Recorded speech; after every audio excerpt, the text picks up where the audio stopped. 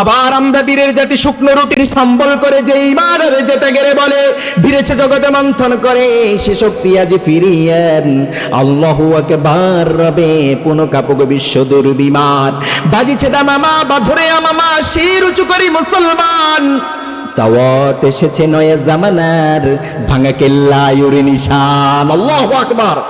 আমরা যখনই প্রশ্ন করলো মুহাম্মদ তুমি যে রবের ইবাদত করো, যে আল্লাহ তোমাদেরকে তোমার কাছে মাঝে মাঝে কবিতার মতো কোনো কিছু বলে পাঠায় আর তুমি আমাদেরকে সেগুলো শোনাও, সে আল্লাহর বংশ পরিচয়টা কি এটা একটু আমাদেরকে বলে দাও।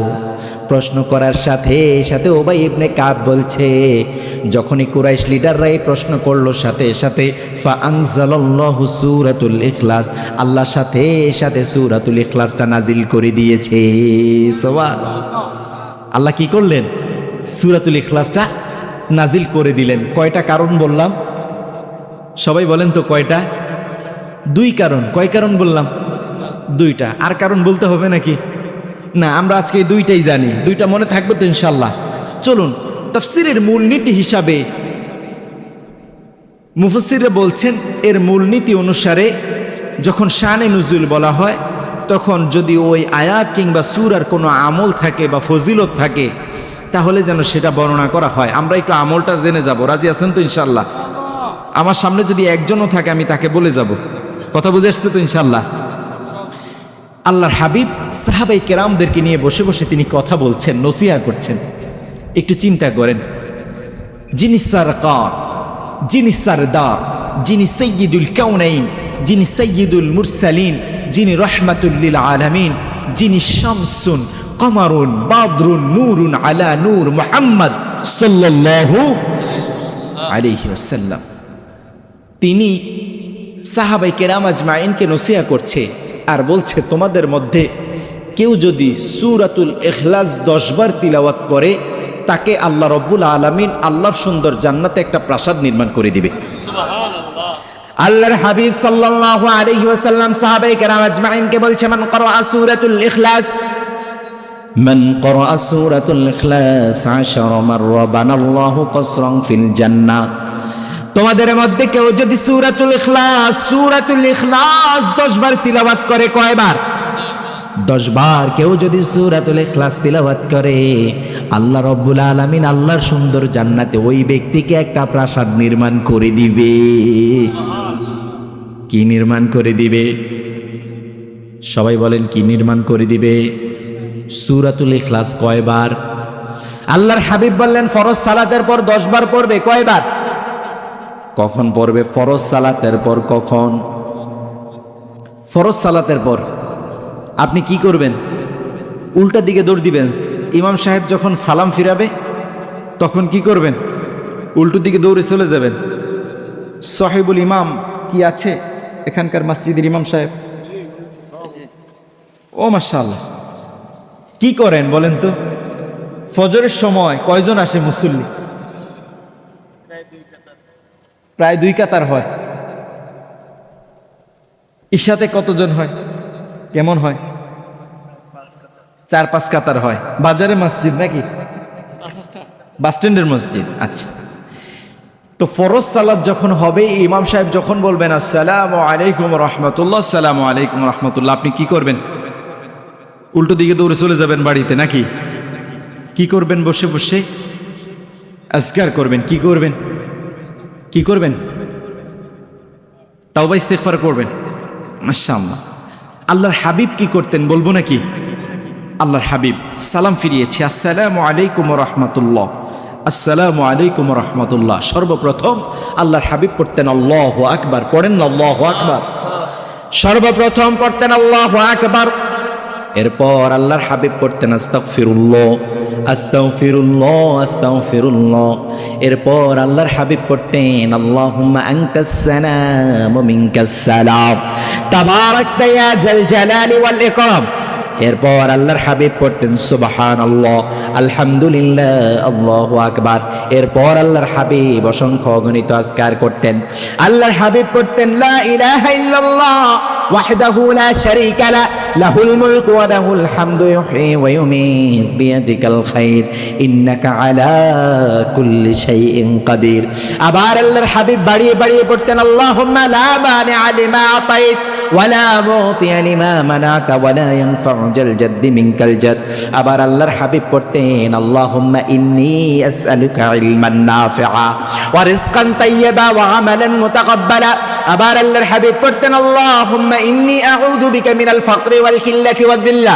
আবার আল্লাহর হাবিব পড়তেন আল্লাহুম্মা জাআলনি সাবুরা ওয়া জাআলনি শাকুরা ওয়া জাআলনি ফি আইনি সাগীরা ওয়া ফি আয়ুনিন নাসি কাবীরা।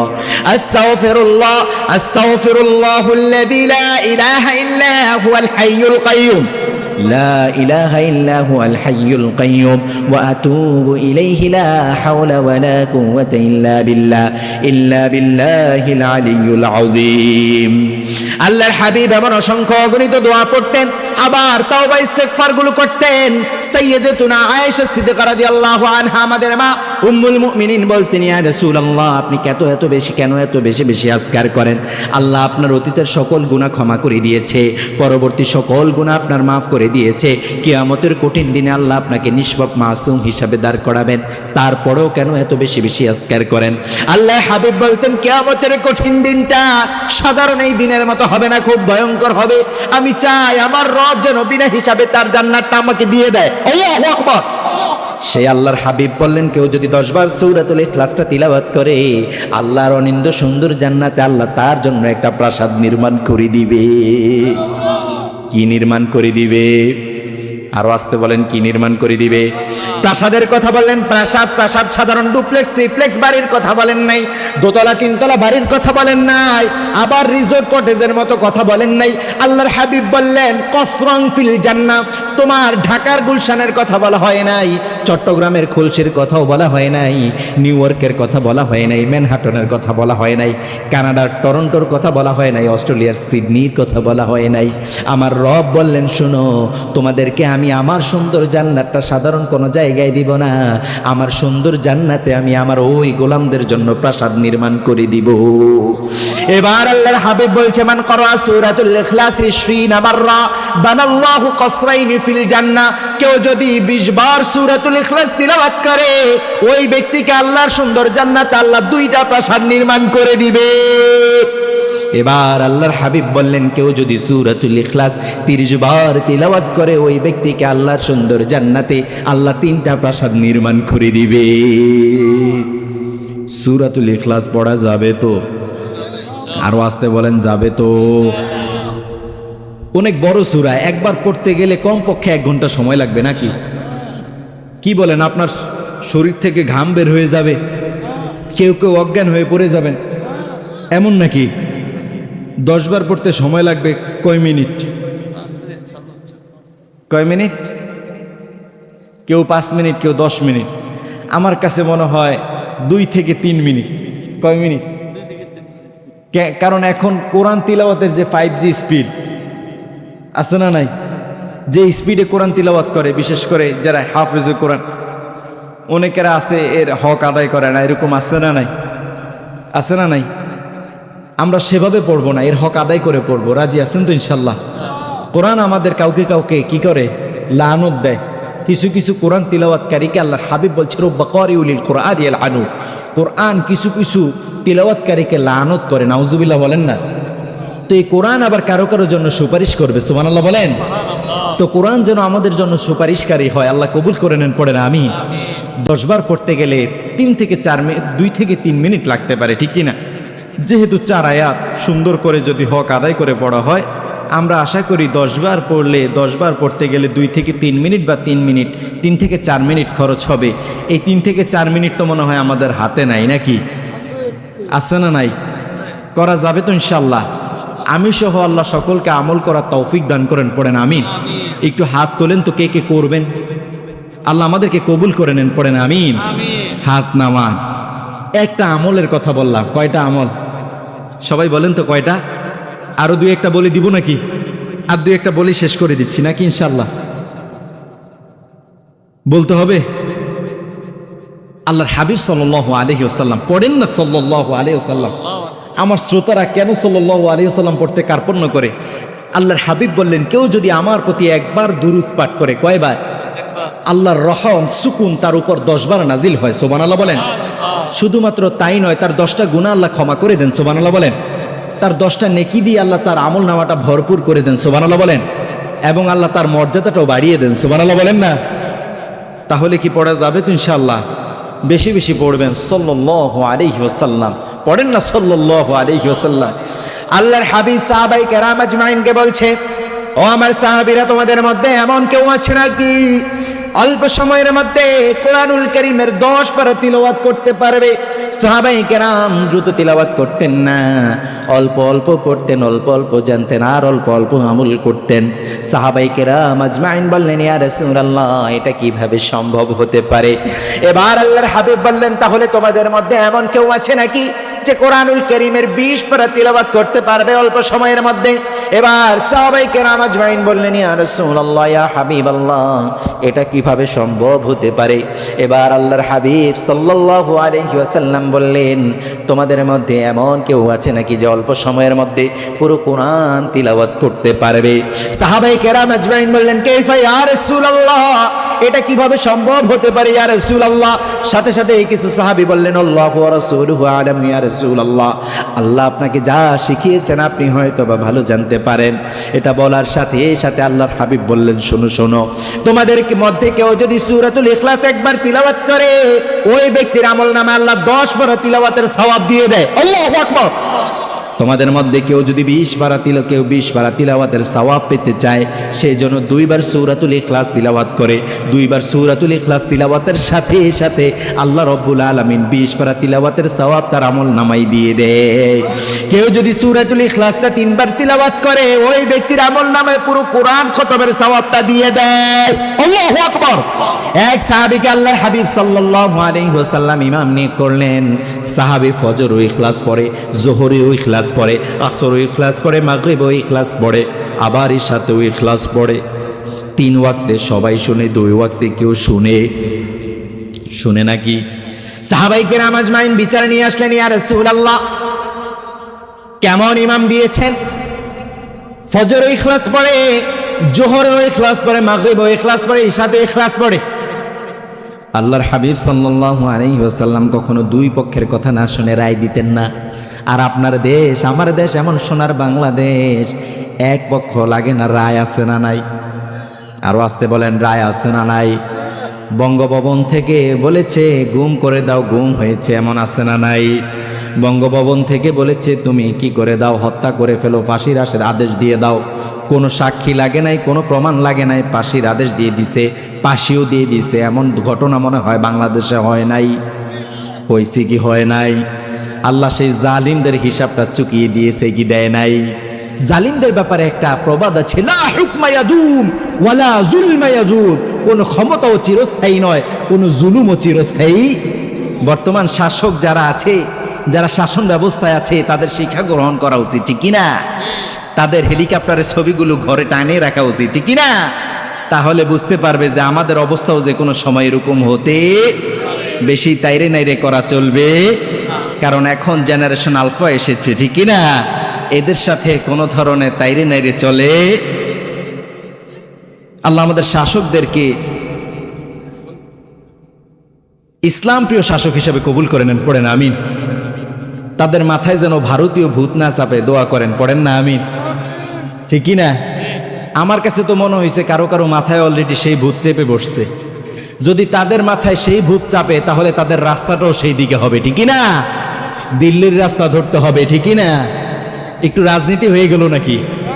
আমি তো বাংলাদেশের নাগরিক, আমারও আল্লাহ কিছু মিশন দিয়ে পাঠাইছে। বলবে সুর দিয়ে হুজুর আমাদেরকে ওয়াজ করে গেছে, আপনারাই আল্লাহর কাছে বলবেন কি আমল দিয়ে গেছে, কিন্তু রাষ্ট্রের ব্যাপারে আমাদেরকে কোনো কিছু বলে নাই, সতর্ক করে নাই। বলবে কি বলবে না? তখন আপনারাই বলবেন, আর আল্লাহর কাঠগড়ায় দাঁড় করাবেন। আল্লাহ বলবে তুমি এটা করছিলে, আমি যদি বলি না করি নাই, তখন আমার মুখ জবান কি করবে? দিবে কি দিবে না? দিবে কি না? সাক্ষী দিবে কি না? তবে আমরা মুসলমানদের পক্ষে, ইসলাম পক্ষ যারা আছে, ইসলাম ও তৌহিদবাদীদের পক্ষে থাকবো। রাজি আছেন তো ইনশাআল্লাহ? আমরা অন্য কারো পক্ষে থাকবো না। আমরা দেশপ্রেমিক হব, এই দেশের স্বার্থে ইসলামের স্বার্থে যাই করতে হবে আমরা তা করবো। রাজি আছেন তো ইনশাআল্লাহ? এর বাইরে আমরা কাউকে চিনি? আল্লাহ কবুল করে নেন, পড়েন আমিন। আল্লাহর হাবিব সাল্লাল্লাহু আলাইহি ওয়াসাল্লাম দুই পক্ষের কথা না শুনে কখনো রায় দিতেন না। সাহাবীকে ডাকা হলো, তুমি এটা করো নাকি? বলল, ইয়া রাসূলুল্লাহ আমি করি। কেন করো? সাহাবী কেঁদে ফেললেন, ইয়া রাসূলুল্লাহ কেন করি? আল্লাহর পরিচয়ে আর আল্লাহর ভালোবাসায় এর চেয়ে কোনো সুন্দর সূরা আমার মুখ থেকে বের হয় না। আল্লাহু আকবার। আল্লাহর হাবিব হতবাক হয়ে গেলেন, এই সাহাবীকে কি বলবেন? আল্লাহর সাথে সাথে সাইয়্যিদুনা জিবরিলকে পাঠালেন, যাও আমার হাবিবকে সুসংবাদ দাও আর ওই ব্যক্তিকে সুসংবাদ দাও আর তাদেরকে বলে দাও যে সূরাতুল ইখলাসটা ভালোবাসে আর আমাকে ভালোবাসে, এই ভালোবাসা তাকে নিয়ে আল্লাহর জান্নাতে চলে যাবে। সুবহানাল্লাহ। আল্লাহর হাবিব এই সূরাটা খুব বেশি ভালোবাসতেন। প্রতিদিন ফজরের সময়, সুন্নতের সময় সর্বপ্রথম পড়তেন কাফিরুন, দ্বিতীয় রাকাতে পড়তেন ইখলাস, আবার রমজানুল মুবারকে দুই দুই করে 8 রাকাত 8 রাকাত সালাতের পর যখন বিতিরের সালাতে দাঁড়াতেন সর্বপ্রথম পড়তেন সাব্বিহা ইসমা রাব্বিকাল আলা, দ্বিতীয় রাকাতে পড়তেন কাফিরুন, তৃতীয় রাকাতে পড়তেন কুল হুয়াল্লাহু আহাদ আল্লাহুস সামাদ লাম ইয়ালিদ ওয়া লাম ইউলাদ ওয়া লাম ইয়াকুল লাহু কুফুয়ান আহাদ। পড়েন আল্লাহু আকবার। আল্লাহ আমাদেরকে তিলাওয়াতকারী হিসাবে কবুল করে নেন, পড়েন আমিন। মুসল্লি হিসাবে কবুল করে নেন, পড়েন আমিন। আমরা 5 ওয়াক্ত সালাত আদায় করব, রাজি আছেন তো? 5 ওয়াক্ত সালাত আদায় করতে রাজি আছেন তো? আল্লাহ কবুল করে নেন, পড়েন আমিন। 5 ওয়াক্ত সালাত আমরা আদায় করব। এছাড়া আমাদের কোনো পরিচয় আছে নাকি? না ঘুমিয়ে ঘুমিয়ে ফজর কাজা করে দিবেন, জোহর কাজা করে দিবেন, আসরের এমনি সেমনি কাটিয়ে দিবেন, এরকম করবেন নাকি? না, আমরা আমাদের প্রত্যেক ওয়াক্ত সালাত এবং আমাদের তিলাওয়াতটা আমরা ঠিকঠাক রাখবো। আমরা যে মুসলিম এটার পরিচয়টা হচ্ছে সালাত, ঠিক কি না? মুশরিকরা সালাত আদায় করে না, সালাত কায়েমের আন্দোলন করে না। আর মুমিনদের উপর আল্লাহ সালাত কায়েমের আন্দোলন ফরজ করে দিয়েছেন, সালাত প্রতিষ্ঠা করা ফরজ করে দিয়েছেন। আল্লাহ বললেন, আমার কোনো সম্প্রদায় কাউকে যদি আমি শাসনভার দেই তার 4টা কাজ আমি দিয়েছি। আল্লাযীনা মাক্কান্নাহুম ফিল আরদ আকামুস সালাহ ওয়া আতাউজ যাকাহ ওয়া আমারু বিল মা'রুফ ওয়া নাহাউ আনিল মুনকার। আল্লাহ রাব্বুল আলামিন বললেন 4টা কাজের মধ্যে, 4 দফা কাজের মধ্যে সর্বপ্রথম আমি কাজ দিয়েছি তারা আইন প্রণয়ন করে সালাত প্রতিষ্ঠা করে দিবে। 2 নাম্বার বললেন আইন প্রণয়ন করে তার যাকাত প্রতিষ্ঠা করে দিবে এবং একটা জামাত, একটা ফোর্স রাখবে। আল জামাআতু আমরু বিল মা'রুফ, যারা ভালো কাজের আদেশ দিবে, ওয়া নাহি আনিল মুনকার, এবং মন্দ কাজ থেকে এই উম্মাহকে নিষেধ করবে, হেফাজত করবে। এই 4টা কাজ দিলেন কে? আল্লাহ। সবাই বলেন তো 4টা কাজ দিলেন কে? আমরা এই 4টা কাজ করব, রাজি আছেন তো ইনশাআল্লাহ? আল্লাহ আমাদেরকে কবুল করে নেন, পড়ে না। জান্নাতে যাওয়া তিনাদের দরকার আছে।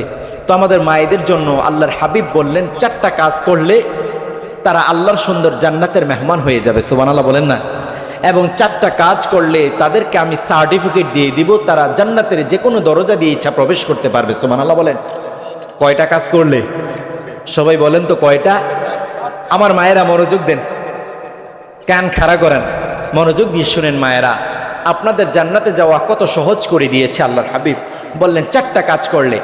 1 নম্বরে আল্লাহর হাবিব বললেন আল মারওয়াতু ইযা সাল্লাত খামসাহা, 5 ওয়াক্ত সালাত আদায় করতে হবে। আল্লাহর হাবিব বললেন যে নারী জান্নাত প্রত্যাশী, যে নারী আল্লাহর জান্নাতে যেতে চায়, তাকে আমি 4 দফা কাজ দিলাম। 1 দফা কাজ, 1 নাম্বার দফা হচ্ছে 5 ওয়াক্ত সালাত আদায় করতে হবে। কয় ওয়াক্ত সালাত? নাকি আপনি ঘুমিয়ে ঘুমিয়ে ফজর শেষ করে দিবেন? সারা রাত ভরে ওয়াজ শুনলেন, যুবকেরা বৃদ্ধরা বলে হুজুর আরো চলুক, কিন্তু ফজরের সময় খবর নাই, এরকম আছে না নাই? রাতভর ওয়াজ শুনছে, হুজুরে কলিজা ঠান্ডা করে দিয়ে গেছে, ফজরের সময় লুঙ্গি একদিকে নিজে আরেকদিকে, এরকম আছে না নাই? তাহলে লাভ হলো নাকি? ঘুমাইয়া কাজা করেছ ফজর, তখনও জাগনি যখন জোহর, হেলায় খেলায় কেটেছে আসর, মাগরিবের ওই শুনিয়া যান, এখনো জামাতে হওরে শামিল, এখনো এর সাথে আছে স্থান, বাজেছে দামামা বা ধরে আমামা, শির উঁচু করি মুসলমান, দাওয়াত এসেছে নয়া জামানার, ভাঙা কেল্লায়ুর নিশান। আল্লাহু আকবার। কয় ওয়াক্ত সালাতের কথা বললেন? মায়েদেরকে 5 ওয়াক্ত সালাতের কথা বললেন। 1 নম্বরে বললেন আল মারআতু ইযা সাল্লাত খামসাহা, 5 ওয়াক্ত সালাত যে নারী আদায় করবে আল্লাহর জান্নাতে যাওয়া তার জন্য সহজ হয়ে যাবে। আবার রব বললেন, শোনো, আমার মুমিনেরা সফলতা অর্জন করে ফেলেছে, আমার মুমিনেরা সফল হয়ে গিয়েছে, সফল হয়ে গিয়েছে। কাদ আফলাহাল মুমিনুন, আমার নারীরা, আমার মুমিনেরা সফল হয়ে গিয়েছে। কোন মুমিনেরা সফল হয়ে গিয়েছে? আল্লাহ কিছু বৈশিষ্ট্যের কথা বললেন। 1 নম্বরে যে বৈশিষ্ট্যটা বললেন, আল্লাযীনা হুম ফী সালাতিহিম খাশিউন। পড়েন আল্লাহু আকবার। আল্লাহ রাব্বুল আলামিন বললেন, আমার মুমিনেরা সফল হয়ে গিয়েছে যারা সুন্দর করে, কোমলতার সাথে, বিনয়ের সাথে সুন্দর করে সালাত আদায় করে। আল্লাহু আকবার। তাহলে কয় ওয়াক্ত সালাত আদায় করতে হবে? মায়েদের কয় ওয়াক্ত সালাত আদায় করতে হবে? 5 ওয়াক্ত সালাত আদায় করতে হবে। এবার আল্লাহর হাবিব বললেন, সামাত শাহরাহা, এই যে রমজানুল মুবারক কিছুদিন আগে আমরা অতিবাহিত করেছি, আবার রমজানুল মুবারক যদি আল্লাহ আমাদের হায়াত দারাজ করে দেন তাহলে পাবো কি পাবো না? মায়েদেরকে বললেন, সামাত শাহরাহা, যখন রমজানুল মুবারক তোমাদের মাঝে চলে আসে তখন তোমরা সিয়ামটা ঠিকঠাক ভাবে রাখো। কি রাখো? কি রাখো? সিয়াম। বলেন বলেন, সবাই বলেন, কি রাখো? সিয়াম, রোজা। সিয়াম না রোজা? কি রাখতে হবে? সবাই বলেন বলেন। সিয়াম। কে বললেন? রোজা হচ্ছে আপনি উপবাস থাকা, না খেয়ে থাকা। সিয়াম হচ্ছে বিরত থাকা। কি থাকা? কি থাকা? বিরত থাকা। কি থেকে বিরত থাকবো? 4টা কাজ: খাবার, পানাহার, স্ত্রীদের কাছে দিনের বেলা আল্লাহ যেটা নিষেধ করেছেন, তারপরে হচ্ছে সেটা কি বললেন? অশ্লীল যত কাজ, ফাহেসা যত কাজ এবং কথা। গীবত আছে না নাই? আরো আসতে বলেন, আছে না নাই? আছে। আমাদের মায়েদের মধ্যে নাই? আছে। আছে না নাই? গীবত, ফাহেসা কথা বললে অথবা কাজ করলে সিয়ামটা কি হয়ে যায়? নষ্ট হয়ে যায়। কি হয়ে যায়? সিয়াম হবে না। তাহলে আমরা সিয়াম রাখবো, রোজা নয়। কি রাখি আমরা? সিয়াম, যার অর্থ হচ্ছে বিরত থাকা। কি থাকা? 1 নম্বরে বললেন সালাত, 2 নম্বরে বললেন সিয়াম। এবার 3 নম্বরে আল্লাহর হাবিব বললেন তাআত বা'দাহা, স্বামীর আনুগত্য করতে হবে। ফরজ করে দিয়েছেন কে? কার আনুগত্য করতে হবে? স্বামীর আনুগত্য কিভাবে করবেন সংক্ষিপ্তে বলে দেই। আপনার স্বামী যা পছন্দ করেন, আপনার স্বামী যা আদেশ করেন, নিঃশর্তে, নিঃসংকোচে, মুখ বাঁকা করা ছাড়া হাসি মুখে মেনে নেওয়ার নামই কি? আনুগত্য।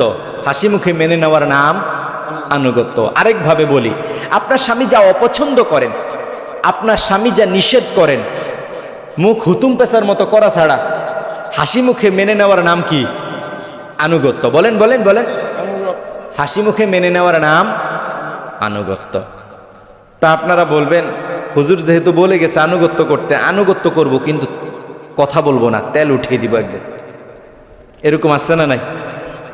আবার অনেক নারীরা আছে, মায়েরা, স্বামীদের সাথে কথায় কথায় তর্ক করে। এরকম আছে না নাই? একটা বললে 4টা ফেরত দেয়। এরকম আছে না নাই? ধমক দিয়ে, ঝিরকি দিয়ে কথা বলি। মায়েরা কেন এটা করেন? আপনি যত ভালো হন, যত আবেদা হন, সলেহা হন, আপনি তাহাজ্জুদ গুজারি হন, যদি স্বামী আপনার প্রতি খুশি না থাকে, আপনি স্বামীর প্রতি খুশি না থাকেন, তাহলে আপনার জান্নাত আল্লাহ কবুল করবে? করবে নাকি? এটা আল্লাহ বলে দিয়েছে, ফিক্স। তুমি যত ভালো হও, এটা কি করতে হবে? স্বামীর আনুগত্য করতেই হবে। 3 নাম্বার কাজ আল্লাহর হাবিব বললেন তাআত বা'দাহা, স্বামীর আনুগত্য করতে হবে। ফরজ করে দিয়েছেন কে? এবার আল্লাহর হাবিব 4 নাম্বার বললেন হাফিজাত ফুরুজাহা, তার লজ্জাস্থান হেফাজত করতে হবে। এই হুকুমটা কার? আল্লাহর হাবিব বললেন, কি ছোট কি বড়, কি ডিভোর্সি, কি বিধবা, কি কিশোরী, কি বৃদ্ধা, সকলের লজ্জাস্থান হেফাজতের কথা বলে দিয়েছেন কে? আল্লাহ। আমি এটার ব্যাখ্যাটা এভাবে দেই, লজ্জাস্থান এটা তো আমরা চিন্তাও করতে পারি না, we can't imagine about that.